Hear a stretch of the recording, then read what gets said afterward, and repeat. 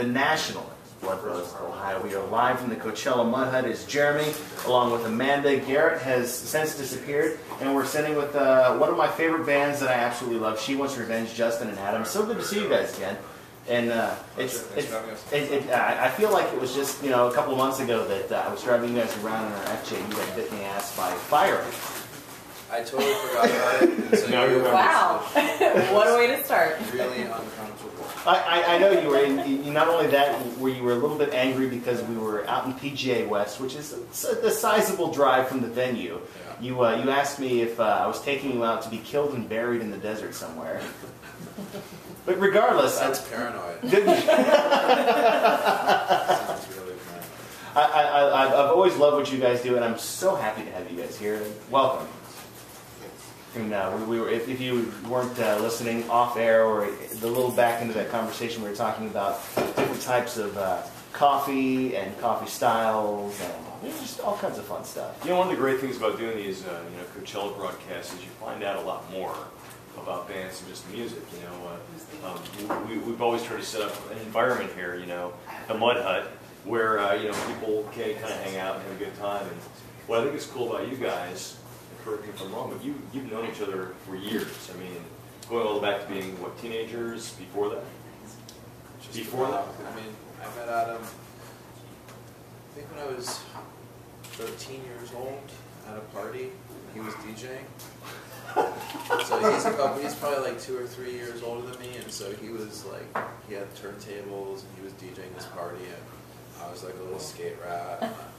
That's really gone back their ways, so we really have known each other. But it's interesting because we haven't hung out for that long. Mm-hmm.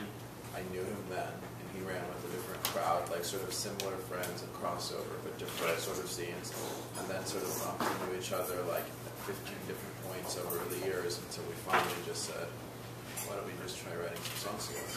Has the uniter always been a love of music? Or, it was always a friend.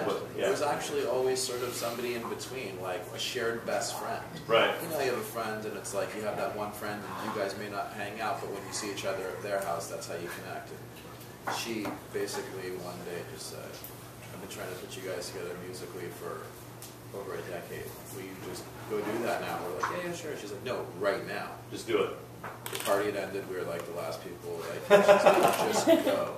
Just go. So now that girl's like, see what I was telling you? Should have listened to me. You're right. Believe me, she still says that. Yeah. So, I mean, when did you just did the light go on? At that point, we're like, wow, we both play music. We both love music. We should try to collaborate and do some things together. We went in the studio and started with hip hop. We started making hip hop beats because we both had the same kind of love for that hip hop background. Yeah.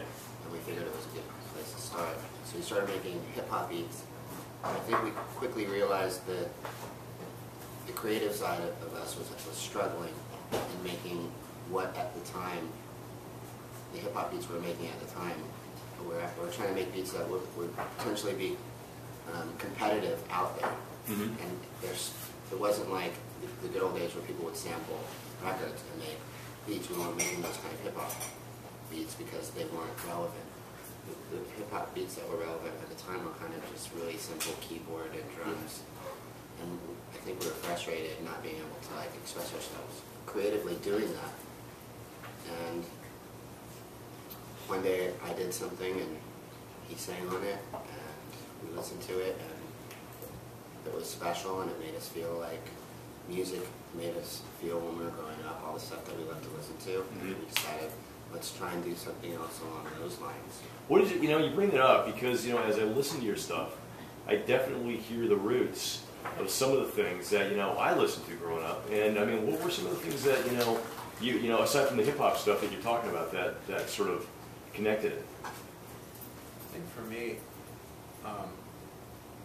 I wish that I was so cool when I was, 11 and 12 years old that I had, like, the Cure and the Smiths. But nobody's cool at 11 or 12. Yeah, I mean, to be honest, I had Duran Duran. Yeah. To me, like the first which isn't bad either. Isn't bad. I mean, early Duran Duran was phenomenal. Yeah. Like, when you're that age and you wean yourself off of your parents' record collection and you find your own music. For us, because the age that we are, probably similar to you, it's like it was hip hop and new wave. It was Yeah. like hip hop, new wave, and punk were these new forms that were coming up. And they're all diverging upon each other in a way. You know? Yeah, absolutely. And for me, like the sort of gateway drug was like Duran Duran. Yeah. And then coming of age in Los Angeles, we had great radio, so I quickly heard like Big Mouth Strikes Again, and oh my God, well that's even deeper, and it has the same sort of feeling, the psychedelic furs from movie soundtracks. And so it was a lot of movie soundtracks, and it was a lot of stuff on the radio because it was a great time. And you know, we really connected in the early days. You know, we came together as a production team, like let's make music for other people. Right. And then we quickly, like Adam said, we're very limited by the form.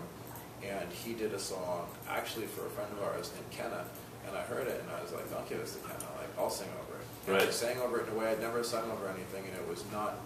It's a song called Black Liner Run. It's a B-side of ours, and I just sang in a way that I'd never sung before, and it was for the first time not trying to sing out of my range. I have a low speaking voice. I Right. sang in that register for the first time ever on this recording. I thought we had something, and we were like, wow, this sounds a little bit like the stuff we grew up on, but it really feels like it. So we talked about stuff, and Adam's like, I love Depeche Mode, I love Prince, and I love Giorgio Moroder, and Tangerine Dream, and Vangelis, and that was sort of the launching point.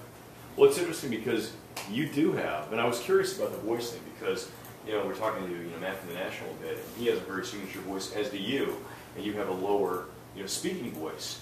And I wonder about that because sometimes, you know, as a fan of music, you want to sing along to the song on the radio, the one you love, and it's usually completely out of your range, and you try to sing it. And, you know, I'll give some props to Eddie Vedder here. What blew me away was hearing Eddie Vedder cover the Beatles, "You Got to Hide Your Love Away." And he sounds nothing like John Lennon in any way, shape, or form. But when he does the song, he sings it in his range, in his register, and he's got a weird voice. He's got a beautiful voice, but it's unique and sort of different to the point of where it's like, okay, can you take a song that you love and wrap your own voice around it without trying to emulate the singer of that band? It's a sign of really making a song yours, and it took me so long as a singer to wrap my head around that concept because I grew up on a lot of different music. But by the time I was 16, my hero as far as vocalist was Perry Farrell. Couldn't be any different in a speaking voice or a singing voice for myself. And also growing up loving Bowie. Bowie can sing really high, but See, I really hear a lot of that lower Bowie register in you. Well, I mean, you know, I've been accused of sounding like a lot of people, and the only person that I feel like, the only time it's ever hit on the head is when people say Bowie. I mean, my son's saying Bowie. I mean, I could hear you doing a stunning cover of Bowie's "Wild as the Wind." You know, from station to station, I could hear you nail that. But like you were saying about making a song yours, it's like when I was younger and in other bands, I would try to cover songs, or like I would sing along to radio, and I always sang along to things that didn't match me. And at a certain point, I realized when I sing along to Iggy Pop, when I sing along to Lou Reed, when I sing along to like, you know, low era Bowie, Scary Monsters, it really fits in that register. And I think that like, you know, when I started working with Adam definitely pushed me as a singer harder than anybody had ever worked with, and really helped me quite a bit. And like my earliest recordings with him were all very low.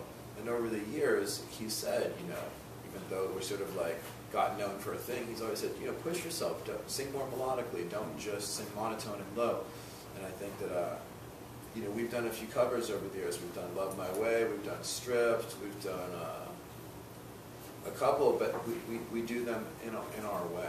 You know what I mean? And I think that's fun. You know, I think when we start doing covers in the future, it will be a style of music that is not a niche that people associate us with. Like I want to cover, you know, It's All Over Now, Baby Blue by like Dylan. And I think I could do a great version of that. You know, and Echo and the Bunnymen, you know, covered that and did. I mean, you know, Ian did a stunning job on that, and it doesn't sound anything like Bob's, you know. He covered that. Yeah, I'll get you a copy. It's stunning. Hearing Echo and the Bunnymen here, It's All Over Now, Baby Blue, it's stunning. But it's interesting because you know, I mean, you're getting, you know, the props are sort of pushing. I mean, for you, your part. I mean, writing, arranging, producing. I mean, do you feel like that's your true gift as far as what you do as a musician? Well, I cover Prince in the shower all the time. Why not? The falsetto Prince. Yeah, of course, Dirty Mind. But I don't think the world's quite ready for that yet. Yeah. So, yeah, I mean, you know, I like a lot of different styles of music, and the types of music that I like the most, I get to kind of express myself in those tones within this band. And I learned so much from Justin just as far as songwriting, because up until this band, I worked with a bunch of people and I've done production. But the stuff I did was like weirdo kind of just tracks, not really songs. Right. When the people came in and sang on them, they became songs very quickly. But now that, I've worked with Justin for so long and he's such a great songwriter, not only on this record do I feel like I'm bringing sonics and tones, I'm actually like learning the songwriting process and actually like contributing a little bit more, I feel like, on this one instead of just kind of adding flavor. But the essence of what you bring from that standpoint is perfect, because so many times I've talked to guys who write songs, and as you write a song, it comes out one way. As you're writing, whether you write on guitar or piano or however you write, but then it gets to the point of putting it down and laying it down and giving it that, as a friend of mine who produces says, putting it through the final rites, to get that sound, to get that vibe, and you guys have that. What's interesting, because Adam also primarily listens to female vocalists, and everybody he worked with the exception of a few people, were always females before. So this is like a totally different dynamic. And Adam is mostly friends with women. It's so he has a certain dynamic that he brings. I'm single. That's all right. But so when you think about our writing process, I mean, the thing is, if you listen to our first record and the resulting B-sides, the musical palette is very simple. And we're not without self-awareness. We know, when we first did our first 3 or 4 songs, we were like, this is great, 2 guys in a drum machine with a keyboard, suicide. It was very simple. It was we will do shows with simple electronics and a microphone, confrontational, our own lights, which we put on stage and set up our own lights. We did it with a live band because we really quickly realized it would be more exciting than just the 2 of us. But we knew we had a sonic palette that was sort of not only touching on sort of the British stuff we grew up on and a lot of sort of dark dance music, but a lot of there was a spirit and a feeling of New York in the 70s that really we were into as DJs who were throwing clubs when we made the record. And it was a very limited sonic palette, but it connected with people, I think, because of the sincerity and honesty in the lyrics and the fact that we were unabashed, just hey, this is the music we grew up in and we love, and we're doing our version of it. And while we had detractors who sort of said if we were a revivalist, we also had people like Daniel Ash, or David J. and those guys going, hey, nice one, or Warren Gore and Dave Gahan going, I get what you're doing, or being asked to go out with the Furs, or being asked to go out with the Bunny Men. And so we really felt even if they were not handing us a baton, that we certainly took it and ran with it. But on they approved what you're up to. Absolutely, but then we sort of realized also that it was very limiting, and we didn't just want to be doing dark dance music. Yeah. And so with every subsequent release, we've sort of expanded. Up until this album, Valley Heart, we literally threw out the rule book and we're you know what, major chords, triumphant songs that have a wide range of emotions, whether it be very sad, melancholy, hopeful. We really wrote in a different way. Adam and I sat down with an acoustic guitar and a piano and wrote proper songs, and it wasn't this is a really cool beat and a dark bass line. We were spending some time here at the Coachella Mud Hut on FM 94.9 with Adam and Justin from She Wants Revenge. You guys are headlining in the Gobi tent tonight. Midnight, right? Late night. 11 o'clock. Okay. Close. Close. Wait. Listen, when you get out there, it is really bad.